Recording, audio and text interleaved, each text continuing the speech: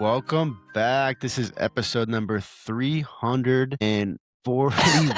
341 of the Healthy Diabetic Podcast. No. Welcome back, everybody. Yes. What are you talking about? I wrote 400. I don't know why you wrote 400. It's Right, it's 341. 300 and oh my God. Go ahead. Sorry. Graham, everybody, Graham always schedules these lives, and he totally put up 401 when it's 341. I don't know God, what I the heck know he's it. talking about. Weird. Hey, you got the live right. It's episode 11 of the live, though. So welcome back, everybody. Thank you so much again, as always, for joining us. If you haven't done so already, make sure you follow whatever platform that you're on so you're notified when new episodes drop every single week. We drop typically 2 episodes, sometimes 3 every single week. So make sure you are following us so you know when new episodes are dropping every single week. Before we get started, please remember that nothing that you hear on this podcast should be considered medical advice or otherwise. Please always consult your medical team before making any changes to your diabetes management. Graham, you're in the Big Apple, man. The Big Apple, taking a big bite, taking insulin for it. You In know the what I big, just big did? Apple. You know what I just did? Tell me What's if that? have you ever overeaten for a low and then you had to take insulin for that overeat? Yes. Yeah, I just did that. I did it last night. Okay. Why? I totally did it last night. Because like you just end up feeling like shaky and a bad, was it mood dependent? Sometimes I'm so low. I just got back from walking and doing stuff. I was so low. It was like bagel, English muffin, piece of toast, some gummy bears that I found. I just was like, I felt so like crappy that I had to just get as much down as I could. So, but I knew in that moment, like half of the bagel probably could have fixed it, but I kept going. So what was yours? Shoot. Excuse me. I took insulin for, I forget what I was eating, but I took way too much and ended up not eating everything that I was going to. So then obviously I went super low. And for me, guys, super low is like 60. So, or it was probably like 40. It was probably like 50, 55. So, But you don't 60. feel it. You don't feel it. I didn't. I felt a little bit. I felt it. I did actually feel it because it dropped so fast. When it drops so fast, when it drops like really fast, I'll feel it. But if it's a slow decline, I will not feel it. So, but yeah, I overcorrected, and then I was like, oh crap, and took a hit of a 4-unit of Afrezza that's really 2 units, and it stopped the spike. So, which is why I love Afrezza. Do you say you're taking a hit? You say that? I do sometimes. I'm taking Really? a hit. Yeah, just to make a joke out of it. It doesn't exhale anything, does it? What do you mean? You don't Like- exhale anything, no. But nothing comes out when you there's no No. Yeah. There's not. It's not like there's no taking a vapor puff, or no. something like There's that. no vapor, no. Yeah. Yeah. Do you No. feel like you could you could go outside for an Afrezza, like the way like someone goes out for like a cigarette break? Like, No. you go like lean on a wall and take an Afrezza hit. Just like, But no. yeah, Not at all. no. Funny you ask. I'm here. It was too late to really do anything and make plans. But if you come to a state like this, you can always eat your ass off. So Yeah. now it's just preparation for eating probably something with a high carb amount, Yeah. whether it's going to be rice or pasta or something of the sort. So It's so crazy how, I guess like this could be like the first thing that we talk about, because I was thinking about this the other day, and since I've gone back on Afrezza, as there's honking behind as me, there's go ahead. honking right behind you, and you love it. He's in his hotel room in the Big Apple. Go It's ahead. honking. You hear the city honking. No, but I think the really interesting thing to me is like how fast our insulin sensitivity and insulin resistance can like change throughout the day, throughout the week, throughout the days, whatever it might be. I've been really insulin resistant over the last couple months, just off and on, like noticing a definite need for more insulin. And now, just out of nowhere, since I got back on Afrezza, nothing's really changed in my lifestyle. Like I've upped my intensity of my exercises a little bit during the week, but I've kind of just a little bit changed my eating habits a little bit to be a little bit cleaner. But outside of that, hasn't been really much change, and I'm like super insulin sensitive. I think I have an answer to that. It's winter, right? You kind of I mean, that's part of it. You kind of That's- hibernate for winter, and you. But your for body me, I'm kinda not really talks to you. high. I'm not doing anything different than I ever really was. I don't think you realize, but you are. But I'm not, because I'm literally getting up at the same time. I'm going in at the same time. It's not like I'm spending more time outside in Columbus, the weather's been crazy where it's been like rainy and warm or really freezing. Like it's 75 degrees today and rainy or in cloudy. And then Monday and Tuesday, it was like 29 and 30. Like we had snow last weekend. No, So it's just, I it's think not like I get what you're saying because the weather does have an impact yeah. on your blood sugars, but I don't feel like that there's been this crazy change in my daily routine that would have made it this big of a difference on my insulin So let's go back. sensitivity. Let's go back a step. Do you believe that the weather impacts the diabetes, or the lack of the change in your physical activity because of the weather affects your diabetes? Well, both can. Okay. So they both can separately.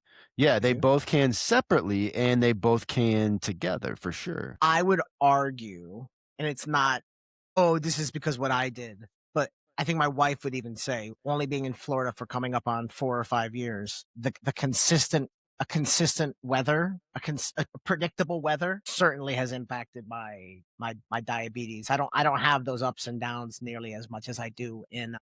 And you know what I noticed? It was the opposite of what just happened. So when you when you fall back, right?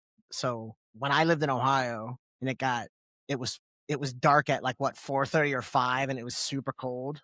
I think your body you just change, man. You do whether Well, yeah, or not you want to, that even does in your have an profession, impact. right? So Yeah, but that does have an impact. But interesting thing of what you just talked about now living in Florida, coming from Ohio, where there's actual real seasons. Like yeah, there's seasons, and the seasons are like, you where there have an aren't actual seasons, winter. where there aren't seasons. There are seasons where you actually have a fall, you actually have a Okay. winter, like you I'm actually leaving. have a Yeah, spring and I left summer, that. I left right? You that. left Yeah, that and went correct. to Florida, and I'm going to make an interesting point here, which I want to get your thoughts on.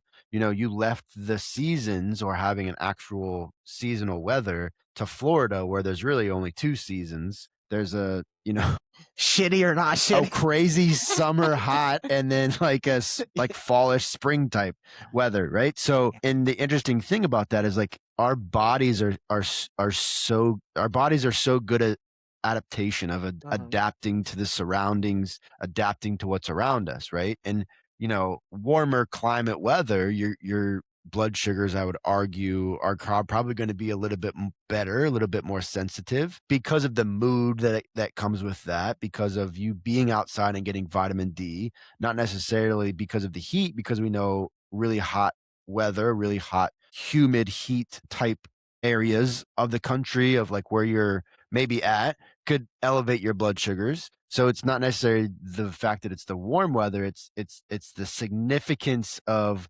hot weather with that not much changing very often and your body being able to adapt because the weather, you don't have seasons. You don't have 4 different types of seasons, right?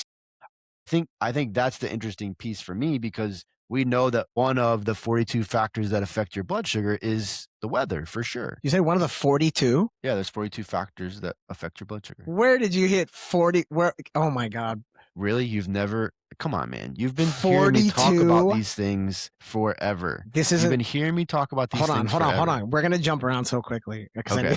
First of all, I thought you said 4 to 2. And I was like, who says 42? Okay. Oh my God. 40.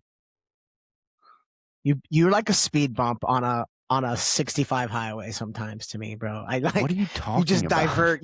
Like my brain was, I don't even remember what we were thinking about for like, that's how we're talking about the weather. Oh my God. My only point, let me hit the weather thing and then I'll move on. What has worked for me is the predictability aspect in my brain. So yeah. I literally got a treadmill when I was living in Ohio and put it in my basement because like I could go to bed and it'll say X weather is going to happen. And when that all went to shit, I still had to have something to fall back on. So I think there are a lot of factors happening. It could, the weather itself, what it does to the body, not the lack of a change of season. But I think, again, somebody like me that kind of needs routine or regimen in their exercise, that goes to that. So what is 42? What is 42? I've never heard this. I haven't heard this. This is like an article that. So a while ago,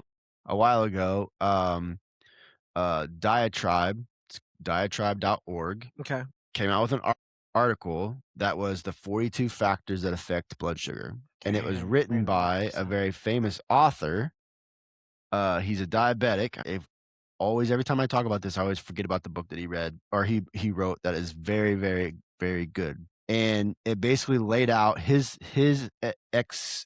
thoughts about the experiences that he's had over his life with diabetes, and research that's come out that are scientific things that we know that affect the blood sugar. Basically, it's this infographic and this thought process of there's 42 different types of factors, variables, whatever you want to call them, that affect your blood sugar. Okay, not only did I find it, but I went to Google and it wrote it's 100% listen. Google is 100% listening to us right now. Absolutely. It knew what we were. All right, so here we'll go real quick. Okay, there's ready? 6 categories. Here we go. Okay, yeah, fine. I'm not gonna go that specifically. Here we go. Carbohydrate quality, carbohydrate type, fat intake. Don't read all 42. Hold on. Don't read all 42. I'm just going to quickly go through it quickly. Just hold on. Don't read all 42. I'm not you reading don't need to all read 42. all 42. Fat, protein, caffeine, alcohol, meal timing, dehydration, medication dose, timing, interactions, steroid administration, level of fitness, light exercise, insufficient sleep, stress and illness, allergies, menstrual cycles, pregnancy, puberty. So what? Altitude, travel, emotional state, smoking. So what you're saying is they literally just wrote everything out. All the things that we know biologically that affect blood sugar, what we know with like people's experiences that affect blood sugar. So there's 6 categories, right? What are the 6 categories? Yeah, do you want to hear the 6 categories? I have it right here. It's mental. I created. So all right, so let's since we're on this now, you're killing me right now. Ken doesn't want to talk about this. I don't want to talk about this because I've talked about it so many freaking times. Okay, so anyway, no, because they steal your pillars, so you don't want to like. No, they don't steal my pillars. They haven't stolen my pillars. What are you talking about? What I did, so Graham, this is what I did, right? Okay, when I found out about these 42 factors, I read 4 to 2. 42. There's 42 factors. According to this article, there's probably more than that with some people. So what I did is I looked at all of the factors that they have listed. Okay. There are 6 categories. And then I categorized it myself based off of the 5 pillars, right? So category 1, mental health. Category 2 was nutrition. Category 3 was strategic dosing. Category 4 was fitness and activity. Category 5 was biological factors, and category 6 was external triggers, right? So I went through all the things that I know affect my blood sugar, had before, right? And I also did 6 episodes on this on the podcast where I went over every single category and talked about each one. And did they get a lot of attention? They did get a lot of attention. And since we're talking about it, everyone, right now, I will make sure all 6 links. There's links to every one of those episodes. You talk shit to me, but you're literally the one that said, we talk about the 42 things that affect blood, and you don't expect me. Do you not want me to listen to what you're saying? Well, yes, but I thought that you already knew about it. I didn't know that you didn't know about the 42 factors. What diabetic would be like, you know what? I'm going to write down how many factors there are, and there are 40. Like, what are you talking about? It was. I could come up with 142. No, you can't. I bet you I could add. You can't. I bet you I could add 15 things to that list. For next episode, I want you to list all the things that you think that are going to affect your blood sugar, and I bet you won't get over 50. Dreams. Is that on there? No, dreams do not affect your blood sugar. It is a sleep. Really? It's sleep. Really? You want to see what I'm part of sleep. Your dreams are part of your sleep cycle. Disagree. If you're having stressful dreams, your blood sugar could increase. And that's part of stress hormone, which is part of the one of the factors is stress. You have a way of cornering. There's like a way of like, it's like an argument. You're trying to add other things that aren't other things. I was laughing last time. What were we talking about? Oh, we were talking about the accuracy of blood sugars versus the accuracy of a blood sugar meter. Oh my God, we're going back to this. Are you serious? I'm just bringing it up. So we're talking about, your blood drop versus a CGM. And in the end, you were like, you are right. But I'm like, no. I said you were right. Don't go. Yeah. It's just the way it's just so funny. It was just so funny the way you. I'm getting triggered. Good. Trigger away. Tell me some things you want to talk about. Well, I don't know now. Now I want to go back and prove you wrong about all these things that you're saying. what we can go back to, I want to say and ask you this. What does time away from home and routine look like to you as a diabetic? Like, if you're going to go away for 3 or 4 days, you're going to lay everything out. Are you going to like get into the minutia? Or you're just going to kind of wing it? Are you going to like have a plan of how you're going to eat and exercise? What would 3 or 4 Yeah. days, what would it look like to you? This is a great question. And I know the answer because I did it with you, but yeah, this is a really good question because everyone's gonna have their own way and routine, especially right now with spring break, I was, so yeah, go for it. sure. I think for me the first part is like, is all of your diabetes supplies organized, right? I think that's the very first thing. Do you have everything organized? Because nothing else matters for diabetes. Nothing else matters if you don't have all of your supplies for the next 3 or 4 days, right? So I think that's the first thing, is making sure that all that stuff is organized, making sure it's not in your bag that you're checking on the plane, and it's with you all the time. All the supplies. That's why I love these companies that are coming out with travel bags specifically for diabetes, that you can have all of your stuff. I mean, I have one. I brought it to your house, where I had all of my supplies in my actual carry-on bag. It was like just a book bag. So that's the first thing, is making sure that you have everything organized.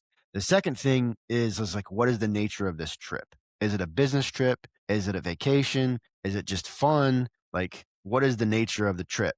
Because the nature of the trip is going to spark you having to make a specific plan. For me, when I went down and saw Graham in Orlando, it was business and fun, right? So I knew, because the conference that I was going to wasn't offering actual meals, I had to pay for them. I had to like do the same thing I would do if I was going to a restaurant. Like, Graham was amazing. He made me meals. So like I had an idea of when I was going to eat every day, what types of food I was going to eat every day. So I didn't have to do all this crazy planning. And Graham and I went to the grocery store when I got there too. We got a bunch of food that I wanted to eat, which I will say, Graham, apologies, we didn't even eat half of the food that we bought that first day.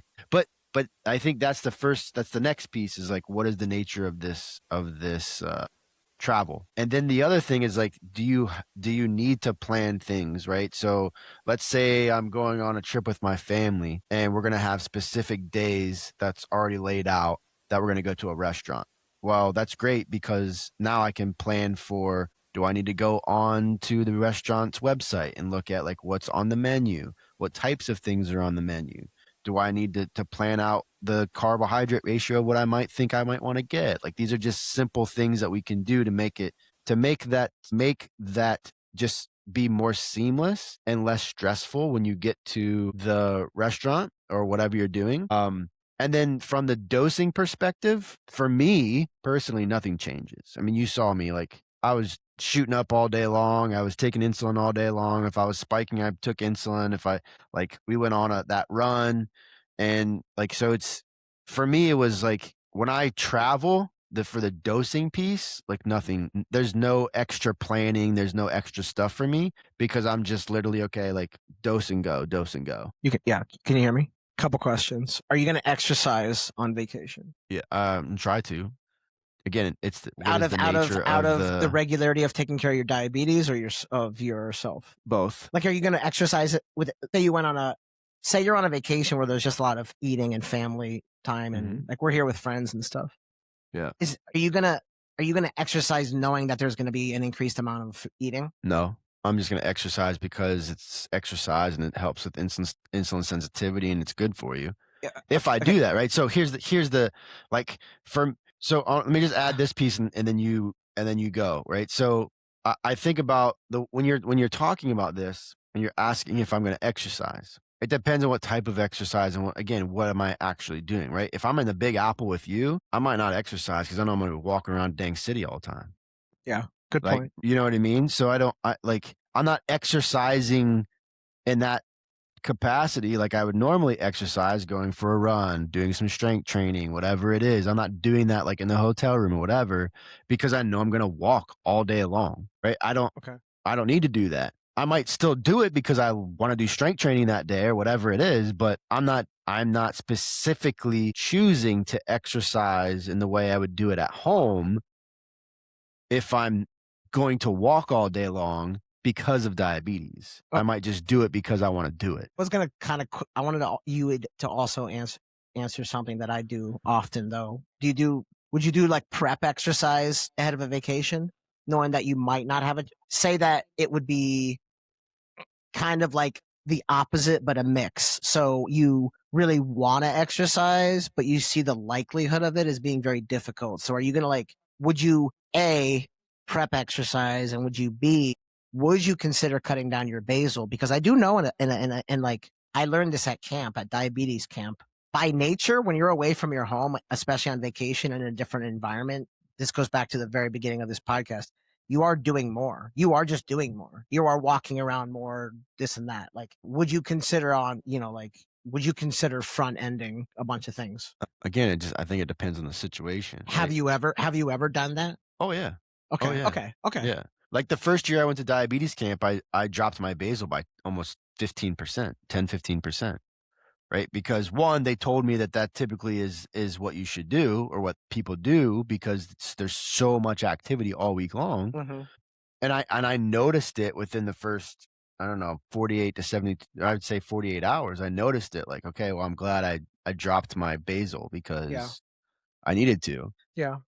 But the other thing that's so interesting about this thought process of uptick, downtick your basal all the time, I used to think that that's what you always should do. Your basal is the first thing that you always adjust. Okay. Mm-hmm. And maybe you still do that. Maybe that's still at least the thought process of when you are traveling or when you're going to do something outside of your routine. Like, do you need to make an adjustment to the basal? However, what I have found in the last couple of years is it's not the basal that's the easiest piece or the easiest lever to pull on. It's all the other aspects of everything. Making sure that I am insulin sensitive, making sure that I'm not overloading on the ultra processed foods, making sure that I'm eating good quality foods for the most part, making sure that I'm getting enough sleep. Like if you're doing those things, the basal is not going to be the problem. It's going to be like the amount of food that or the amount of insulin you're consuming, because now you don't even need as much bolus, right? So the question becomes is like, do you have to uptake, downtick either basal or bolus or both? I feel like my basal is a little bit more reactionary. See, I don't.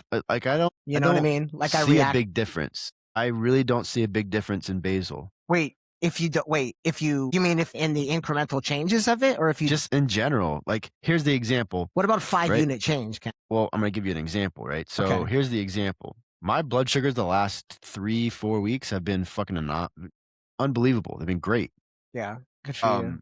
And my basal's been basically the same, 24 units a day, 12 in the morning, 12 in the evening, right? My blood sugars were fantastic last night.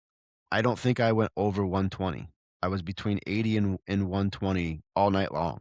And I didn't take basal last night, right? So I didn't have basal, full strength basal all night long. Now, granted, this might be because I'm on Tresiba, and Tresiba has a much longer lifespan, right? So if I only take 12 within that time frame of 24 hours, which is not even really 24 hours, you're only really losing maybe 10 hours because I'm typically good at taking it in the morning. So you don't have the full 24 units 24/7, right? If that makes sense. That might not make sense to people, but it makes sense to me. So in that thought process, I'm like, well, I might not even need 24. I might only need 12 or 15 every single day if I'm doing all the things I need to be doing every single day, right? So, but that's like the thing that I think about, because I used to always think about like, okay, I need to downtick basal, I need to uptick basal, I need to downtick basal. Now, because I'm on Tresiba and it is the same amount every day if I'm taking all of it, but I don't really see any difference in spikes or fluctuations of any kind or any sort if I forget one of them, if I forget the morning one, or if I forget the evening one, and now I'm going the whole entire day with only 12 units, like from the previous night or from that morning, like I don't really see any difference, right? So my biggest lever that I pull on is nutrition and exercise with dosing, with bolus, right? So I'm using bolus as a big lever with Lemjev and Afrezza, inhaled insulin, and I'm using exercise or some type of movement with nutrition. Those three are the easiest levers to pull on because you have the most control over it. How long have you been? If you're on a pump, it's hard sometimes to have completely control over your basal if you're using the algorithm. How long have you been splitting your basal? Since I started Traceba, I've always done it. We were talking For the- we were like the talking a few days last ago year and a about half. like having things in your back pocket. I think it's pretty ironic because I have my endo on Monday, and I think that might be the exact same, maybe the exact thing I do. Start to split that insulin. So I take what you said. I take 12 per day. Yeah, I'm on But 24 I'm per wondering day. about if you split it, of still taking like 8 or 9. You know what I mean? Like take 8 or Why? 9. If you only need 12 per day, why don't you Maybe I just go don't. 6 and 6? Let's go, dude. Replay the last 5 minutes of what you just said. Maybe you're right. Maybe I actually do need. You need less insulin, but more often, even though it has its half-life. Does that make sense? Well, because the other So, and I thing you put have that to in quotes. yeah, I yeah, put yeah, that in yeah. quotes, right? So like, Yeah. and so instead of me, and I don't think this is too hard to follow. In 24 hours, you take 12 units twice. Okay. Correct. It's pretty simple. I take half that much. Yes. So the thought would be take then 6 units twice a day. But I think it's more in the direction of like, you probably want to take 8 or 9 starting on a lower trajectory. This is to your own advice. Starting on a lower trajectory, being a little bit more aggressive, then adjust a little bit after you see the low, thinking you're going to see the low, and I might not even see the low. What does worry me is extra, like you might have a big burst of exercise where you get to go to the gym 5 days in a row, and then all of a sudden you don't get to go, right? That's the problem with insulin sensitivity that I have often. Yeah, but you're talking about one specific thing that's going to impact No, I your just said, sensitivity. I just said like 20 yeah. different, ironically, I just said like 20 different things though. So Yeah. to speak of the one different thing, yeah, I guess. Yeah, is your point. basals. I used to think, and I guess I still do. Used to think that basal was like the end all be all. Like that's got to be on point, and I would agree with that for bedtime, for when you're sleeping, right? Because you can't intervene Correct. with boluses While you're and asleep. correct While you should when be you're asleep, resting. while And you should be resting. resting, Correct. while you should be resting, your body Correct. should be in REM and deep sleep, and so your body can recover, so your insulin sensitivity can be heightened the next day. Like, so if any place of the day that we need basal, it's 100%. I would say the first line of defense would be at night, because if my basal's off a little bit during the day, like I can easily correct with that. Right? Like I'm going to easily correct with that. And we also have to remember that basal's not necessarily designed to bring your blood sugars down. It's just designed to keep you stable. It's designed so you don't freaking spike or drop. So this might be a little hard to follow, but this is a deeply nerdy thought. If you're taking insulin twice in 24 hours, but the life of that Traceba is supposed to be 42 hours. It's 28 to 30. That's not what I always heard 42. I'm pretty sure. I'm Okay, pretty sure I could be totally wrong. I believe it's 28 to 30. You actually make the argument better. If the life of it actually exceeds 24 hours, you're technically taking insulin 3 times. You're getting extra insulin, but you have to remember that you don't have the extra nerdy thought. Extra nerdy thought. Extra nerdy thought. It's almost like the difference between regular gas and premium gas. The thought being that they're both going to kind of take you to that same place, but one maybe at the end of the day, there's that cleaner phase where you're going to get the extra miles and this and that. In that middle ground where you're touching, there's no point that that your body is deficient in the insulin, where that is the overall goal, right? Is like, you've said it, and I didn't realize that other people feel this way, is that it is uncomfortable to be low and feel low, but physiologically that should be your goal. You need to kind of focus on getting to a lower point. Does that make sense what I'm saying? And it might force, I feel like with the AM PM Traceba, I feel like it might force the person to kind of like, okay, I could get used to like a 6 A1C versus like a 7 A1C type of thing. How I feel at a 6 versus a 7. Yeah, I don't think that you'd have that big of a drop though. Well, I do wonder though, this is to start a whole other conversation. I wonder if people could, I think a lot of people, and maybe time in range is a better indicator of how well somebody is doing, because I bet you a lot of people could lower their A1C if they did it. They're like me. I just feel a lot more comfortable at 140, 150, man. I've always said that, Yeah. And that's where your comfortability factor is. But that affects my A1C greatly, but that doesn't affect my time in range. You It get what doesn't I'm affect saying? your time and range, but affects your average blood sugar. This is where I don't like time and range and A1C. I don't like that. They're good metrics, right? I don't want anybody ever to think that I don't say that A1C or time and range is not a good metric to kind of look at. But if we're determining our management and how we're doing with diabetes outside the mental health, because if your mental health's off, it doesn't matter what your A1C is, it doesn't matter what your numbers are. If we're just looking at time and range and A1C to determine what our numbers are or how we're doing, okay? For me, that is not good enough to have great overall health. This is what I mean by that. With the current time and range, we'll call it default, which is 70 to 180. And I've talked about this so many times.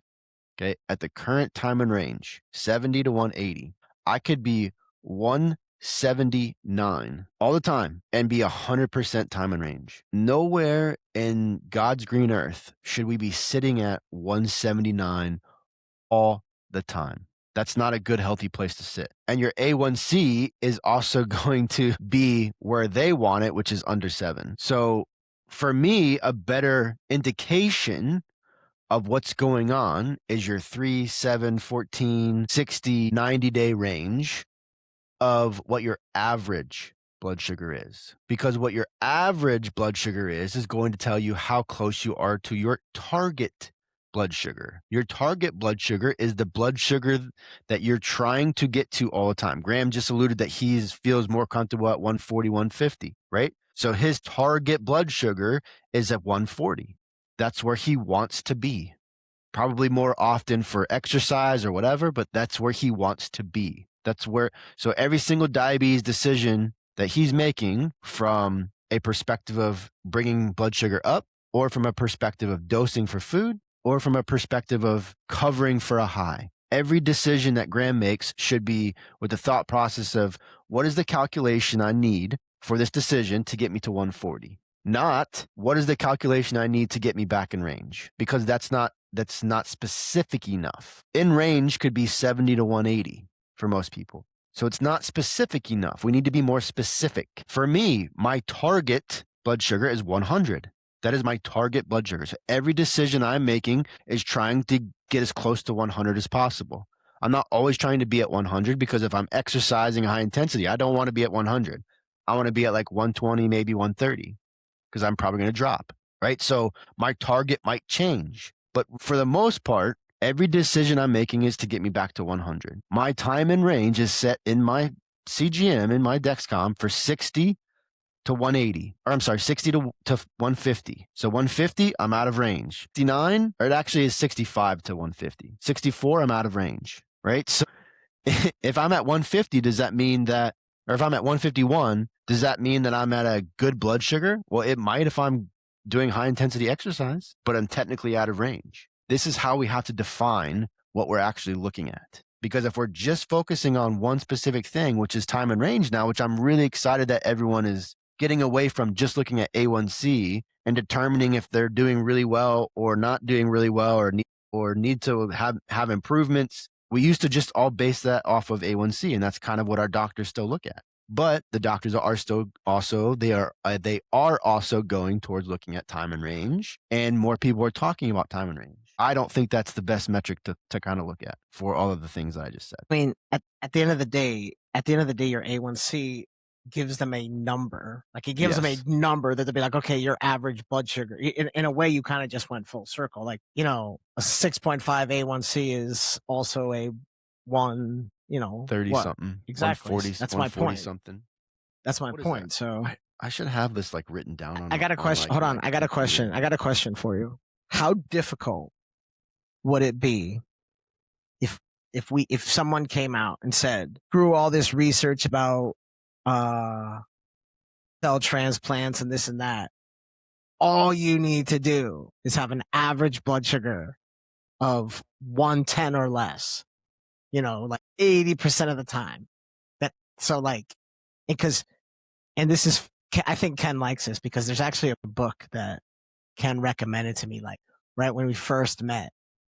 I hate to like minimize that. This is a whole book by like a doctor, Yeah. but the belief was 85.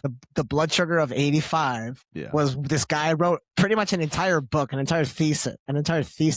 Not even, he's a book. It's a credited book. And his belief is that 85 is like the golden number. And I've always laughed at that. Hold on. But do you know why? I'll let you say all your nerd shit. I'm just curious if you know why, if that's the golden number. I know that I don't care, and you're going to tell me.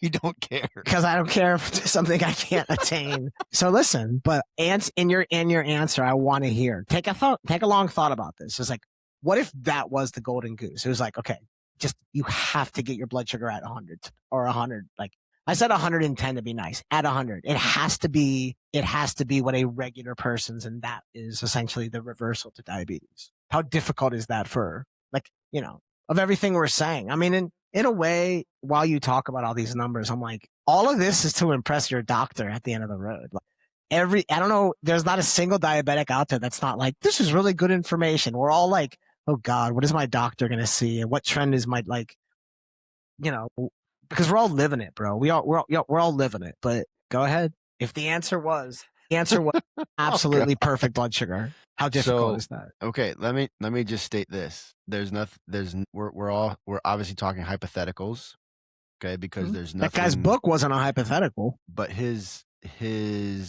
book was not a hypothetical. But do you know why? If you read the book, yeah, I read it. If you remember, yeah, I remember. Do you remember why he said 85 was the golden standard? Yeah. Why? It was his lucky number. No.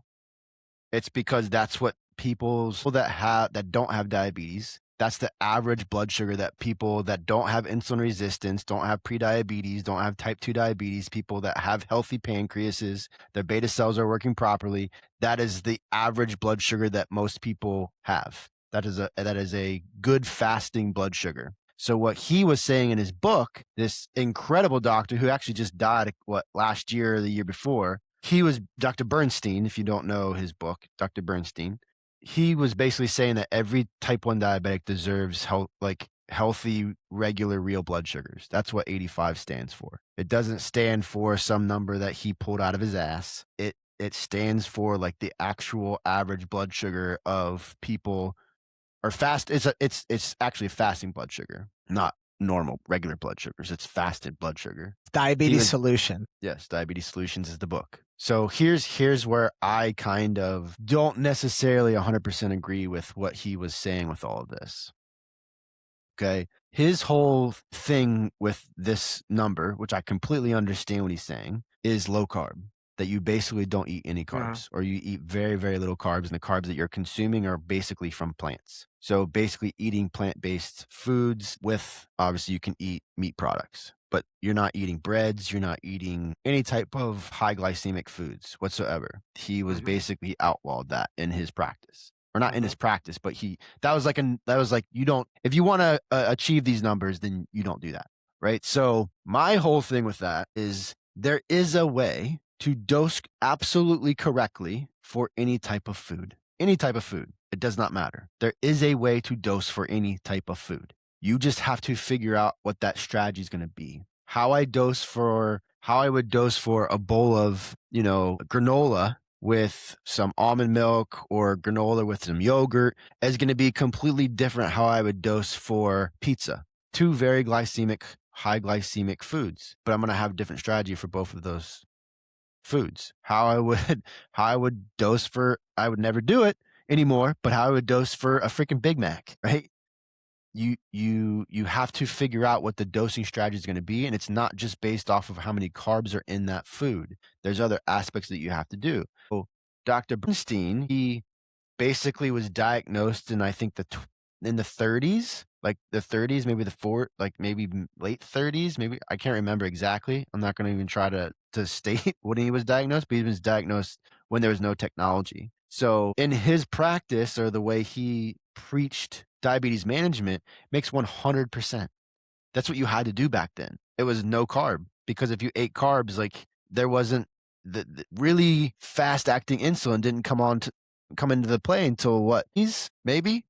I mean, you probably know more than I do. Yeah, go ahead. He's maybe late 90s when fast acting insulin, Humalog, Novolog came onto the circuit, sometime in the 90s maybe. So When he was growing up, when he was practicing medicine, that was the standard for diabetics. You just didn't eat carbohydrates, right? So in that aspect, 100%.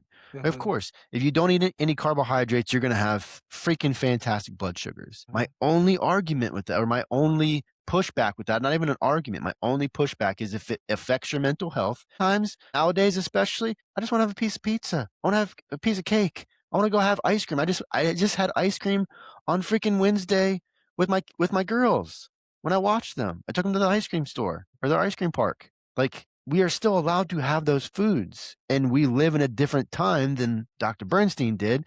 He was one of the founding people that kind of put out some really good information about how to live with diabetes. So we thank him. We thank him so much. I thank him so much because he started a revolution of understanding how to manage blood sugars. And for those people out there that have done fabulous with low carb, I think that's amazing. And keep on doing that. Keep on doing that. My only pushback to any type of strategy, nutrition strategy, diabetes strategy, fitness strategy, whatever it is, my only pushback is if it affects your mental health, if you feel resentful towards what you're doing, if it's a chore, and if you hate it, then it's not going to work forever. It's not going to be sustainable. So you need to change up the way you are thinking about things and the way you do things. For me, I could never not ever eat a slice of pizza. I could never not eat some ice cream. I could never not eat fucking rice and chicken or whatever it is. Like, I like carbohydrates just as much as the next person,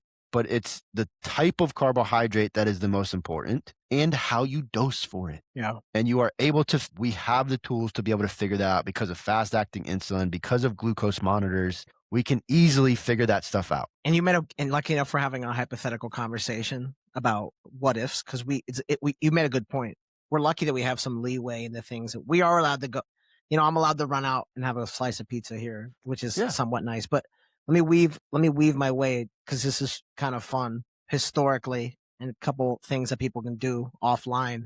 There's a really good movie with Leonardo DiCaprio. Well, it's not a good movie. It's a better book. The book is much better. I actually thought the movie kind of sucked. It's kind of boring. It's called Killers of the Flower Moon. But it takes place right at the invention of insulin. There is a diabetes loop into it, and it's fun to watch. But I bring it up because it spoke volumes to me, because it's exactly what Ken said, and that hasn't changed at all. And it's what I keep saying over and over and over again. When things get crazy, keep it simple, stupid. Eat less. And that hasn't changed. I hate to admit it. Eat less. Eat less. That was the advice 100 years ago. That was the advice 100 years ago when insulin was being. Dude, it's a pretty cool little story. Like, the girl is like really sick, and they're like, "We got this special mix that only a few people in the world have ever tried." And like, they don't tell you it's insulin, but if you know historically what's happening. But there's a lot of things where she's in the bedroom and she's like, "Yeah, the doc knows I'm sneaking candies, and all I need."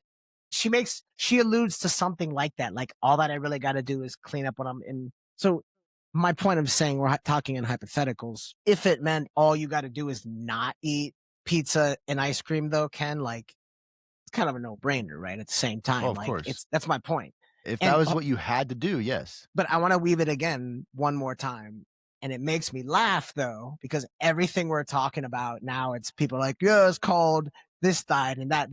All that people do is they change the name for it, right? Yeah. So now it's called carnivore diet. Recently, everybody was fasting. And then you have, like, if you remember, you have like Atkins diet. You have even like Mediterranean diet. You know what the Mediterranean?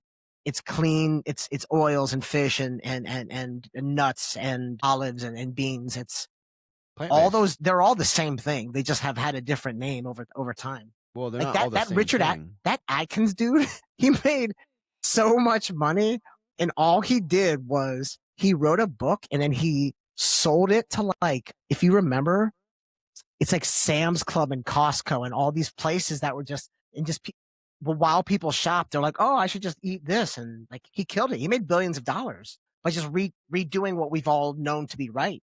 So a lower carb focus is my point. If you have a problem with eating less, get rid of the carbohydrates that are going to affect your blood sugar. Like, That's the simplicity of it. But it's not the simplicity of it. You're missing one specific component. I'm just talking in Yeah, basics. yeah, yeah. I'm talking in So- basics, and I'm Yes. making it simple. I'm saying I'm trying to So- make it simple. Right. So for me, it's not simple. It's really not because Because of most because of hunger and desire. No, that's not what it is. So going back to this low carb thing, yes, if you eat less carbs, your blood sugars will probably be better. Without a doubt. Okay, without a doubt, right? If you don't eat carbs, like your blood sugars are going to be good, without a doubt. The problem again of this, most people don't want to do that. Most people want to indulge. Most people want to indulge in things, right? So if that is the case, right? If that is the case, is there a better way to be able to indulge? We'll call it 20% of the time, even 10% of the time, you're indulging. Okay. And then the other 80 to 90% of the time, you're doing your normal thing of either low carb or good quality nutrients. There is a way to dose for those foods so you don't drop into resentment, so you don't drop into this fucking sucks. I hate this disease. Why did this happen to me? As soon as those thoughts pop in, man, it does not matter what you're doing because it's just not realistic. It's not realistic and it's not sustainable. So for me, this whole low carb thing with diabetes doesn't make sense because most people aren't going to do that. Most people don't have the capacity to do that. We can sit here all day long and say, oh, well, you just should do it. You just fucking do it. That's just kinda fucking how do it. In a way, I kind of feel based on everything you're saying, kind of that way though. Let me ask you a question. All right, man. Could you have one milkshake a week as like a indulgence? Yeah. That's not 80%. You said 80% of the time. Ken, that's 10, that's 20, 10, that's 20 to 0.5. 10%. 20 to 10%. That's 20 on the why? 20 You can't on give the the people that. Hold You're on. being way too Stop. nice. Stop. You're giving people No, too I'm much. not. Dude, I'm You telling are. I work That's I your literally failure. work with That's the dude. failure. I work with people that are that I literally have on an 80-20% split of good That's quality horrible healthy foods. Advice then. It's not horrible advice, Graham, because they're getting the results and they don't have mental health issues. Then why They not don't on have Friday problems. night they go out with their family for a banana split? Why the fuck not? Listen, are you missing my point? I'm not missing your point. You're missing it. You build everything up to you just get to go out on Friday night. It might Is not that be enough? Friday. Hold on. It's not about if it's enough. It's about is it enough for that individual? This is going to be the greatest show forever because we are just going to butt heads at the end of the day on the same thing. Yes, we are. No, it's way too much about being nice. I'm not being nice, Graham. No, you're I'm trying to meeting be the individual where they compassionate and are. stuff like this. That doesn't make any sense to then give some. In a way, when I hear you say that, it makes me think like, well, everybody likes to drink, but they don't wake up every morning and be like, I'm going to go, you know what? That was so nice. I'm going to go get that feeling again. And like you said that, like you made a point. I don't know how you worded it, but just because something feels good, you do have to do it though. You can't not do it. You can't operate, you can't operate a car if you're drinking on drugs. You can't just do it every day because it feels good. Like that's part of diabetes. That's not what we're saying. I kind of feel like what you're saying is that you're giving people a lot of space to just be like, it's okay. I'm not really, giving dude. people a lot of space. I'm not because you came most to my people. House. Hold on. You came to my house. Yeah. We didn't have a single meal out. We cooked every single meal and had a great time. And it didn't change. Yeah.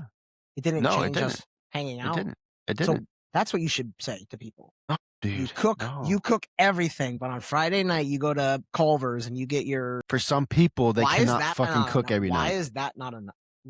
Okay? So let me give you the example, right? Because you're talking about something very specific, and for me, as the health professional, what is and my for face? Someone, I can't. No. I'm not up there with you. I'm not at your level to be talking to be having this kind. For me, being the co-host of this show, co-host. Oh, you're not the host. Now you're not. The co-host. Now you're not. We're both in this together. You're not in this together. We're both in this together. No. So let me give you the example. This is why not everyone can just cook every single meal.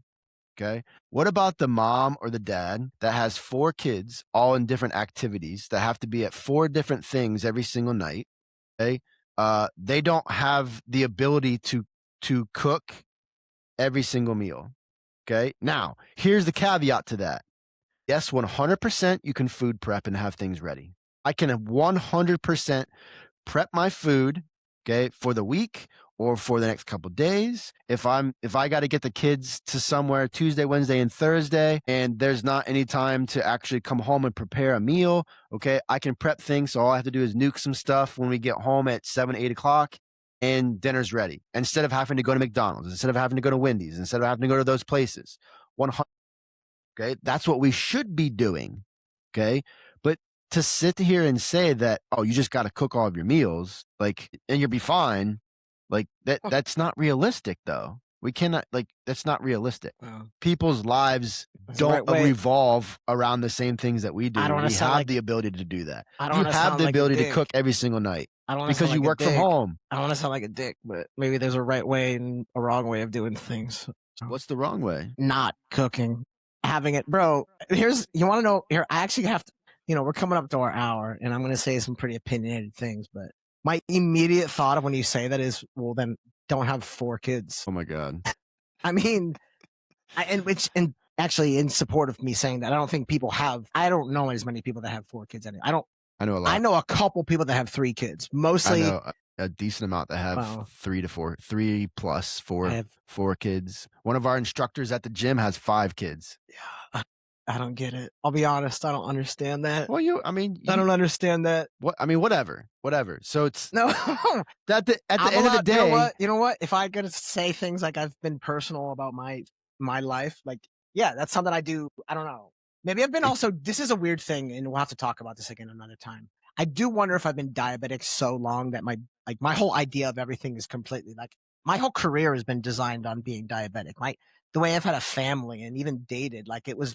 I know it sounds weird to some people, but I always knew what was at risk, if that makes sense. So I'm always acting I'm always in a way leaning into the idea that I have diabetes. And does that make sense at all? 100%. Okay. And other people make those same choices. So I would, I would have never had more than 2 kids. Would have been Graham's crazy. He's having 2 kids. It was by design having one kid, So one kid was by design 100%. My wife would even say that. Yeah, but that was because you both only had one kid. Was that based off of the fact that your diabetes made that choice too? Or your diabetes is part of that choice? No, I actually think too, she lost her mom at 30. I lost my dad at 35. Yeah. I think it was a little bit of appreciate what you have. And for sure. Yeah. So, and we were both, so I don't know. I don't want to get too personal. You're good. No, I just think that people have to have flexibility.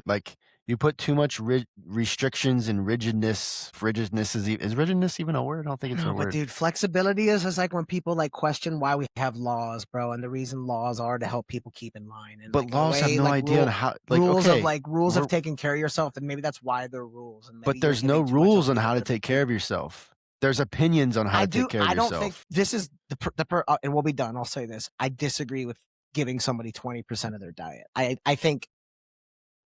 I don't know. Hard to say, bro. 20% sounds like a lot. 20 in my head. That's a minimum, dude. That's 20%, a minimum. 20% would probably be the reasons why you might be having those bad blood sugars. No, it's not. Because if you're 80% good eating all the time, you're not going to have bad blood sugars. 20% unless you're dosing incorrectly. Say you spread your 20% across 7 nights a week, and it's affecting your overnight blood sugars because you're deciding to eat your bad things like your peanut M&Ms at night. That's a different story because you're not dosing correctly. Okay, I have to go. I love you. And 20% does not mean that you should be eating. Put this on a coat hook. M&Ms and Oreos every single night. That's not healthy. We know that's not healthy. What I mean by 20% or less is that you are giving yourself flexibility to make decisions that you wouldn't normally make. That's all that means. That is all that means. For some people, it's 90-10. For some people, it's 95-5. For some people, it has to be 60-40 because their eating habits are so jacked up. They don't have the education. It's going to take time for them to get to 80-20. It's going to take time for them to get to 90-10. It's about meeting the individual where they are and then getting to the standard, which my standard is 80-20. There are some people that I have told, you actually, because your goals are so specific and we have such a time window that you need to be at 90-10. I've said that to people before. the 80-20 is the 20% is not locked in stone. I feel like I've seen some people's pantries, and when you give them a little bit of, I just feel like there's a lot of bad. I think there's just a lot of things that are processed and sugary that are really. And I'm not. By the way, I'm not perfect, man. I'm far from perfect, dude. Especially having an 8-year-old kid around. But I don't know. It's like what they say about what do they say about you're losing your brain when you do the same thing over and over again and expect the same result. Yeah. Well, that's like the definition. They say that's the definition of insanity or whatever. Doing the same thing over and over again and expecting the same result. So yeah. All right. Okay. Good talk. Good seeing you. Buddy, Graham's got to peace out. He's got stuff to do in the Big Apple, everybody. Thank you so much for listening, everybody. Make sure that you're, again, following the podcast so you're notified when new episodes drop every single week. If you are interested in the brand new spanking new program that's about to release here really, really freaking soon, it is the 5 lessons that you cannot learn from your doctor. This is 5 specific things that you can focus on practicing every single day that you will never learn from your doctor. It is a 5-day challenge. I'm really excited about it. It's going to be incredible. Send me a message on Instagram. Let me know that you're interested, and then I will send you a link to pre-register and get all the information to sign up. And the bonus of this is it's going to be free for the first 30 days, and then it will actually be a paid program. So jump in early, jump in now as we navigate and make adjustments to that program. Tell your friends. It's going to be awesome. Graham, as always, thank you so much, and we will see everybody next time.